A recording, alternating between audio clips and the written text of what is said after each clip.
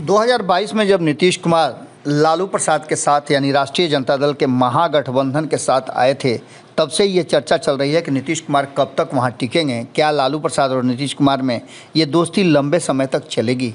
इस सवाल का जवाब अक्सर जब खोजा जा रहा था तो दोनों ही पार्टी के जो नेता हैं ये कह रहे थे कि नहीं, सब कुछ ठीक ठाक है और हम साथ साथ चलेंगे। इतना ही नहीं, एक बात और बड़ी कही गई कि 2024 के चुनाव में नरेंद्र मोदी को हम सत्ता से उतार देंगे। लालू प्रसाद ने कमर कस लिया था और इस कमर कसने में नीतीश कुमार की भूमिका बड़ी थी।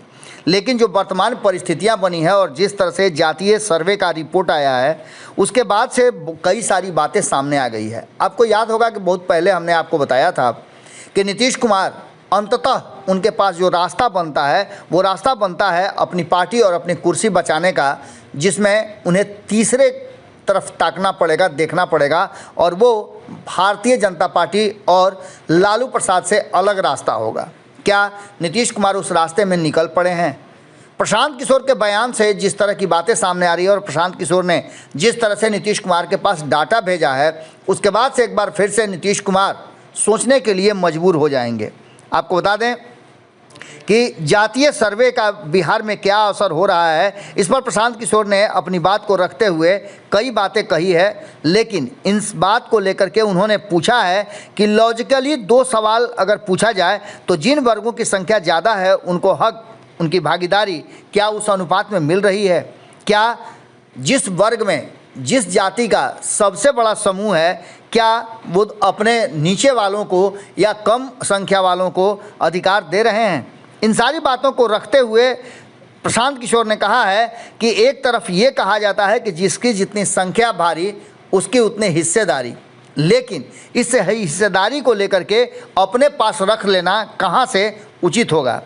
तेजस्वी यादव को लेकर के उन्होंने कहा है कि अपने 2 से 3 विभाग छोड़कर जिन वर्गों की संख्या ज़्यादा आई है उनको दे देना चाहिए। अगर सामाजिक न्याय की बात करते हैं तो नीतीश कुमार आखिर कर क्या रहे हैं?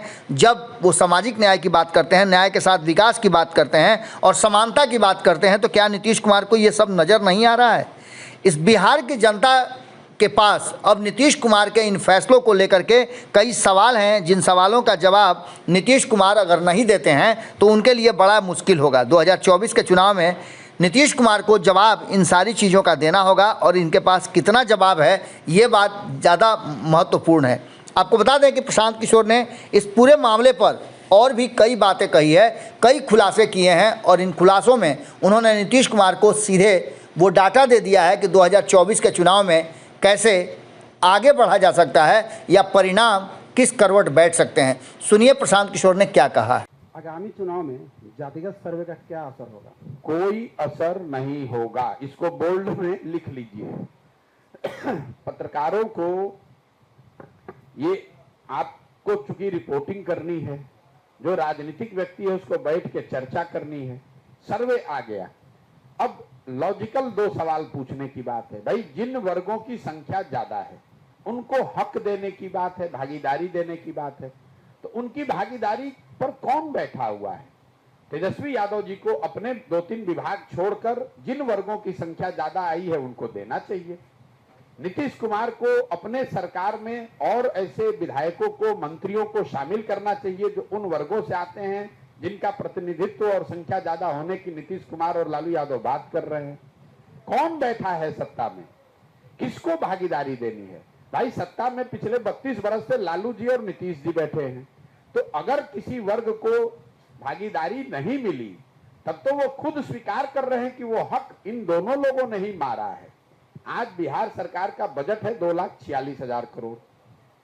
आप जरा बताइए, अति पिछड़ा समाज के कितने मंत्री, जो 36% की बात हो रही है, 36% को रिप्रेजेंट करने वाले मंत्री कितने हैं और उन मंत्रियों के विभागों का बजट कितना है? अगर ये वीडियो पसंद आई और वह बिहार के राजनीति और बिहारियत से सरोकार रखेनी तो सब्सक्राइब बटन दबा के चैनल के सब्सक्राइब कर ली। ओजे एगो घंटी बा, ओकरा बटन दबा देला से कुल सटीक और मारक खबर रुआ मुफ्त में मिल जाई।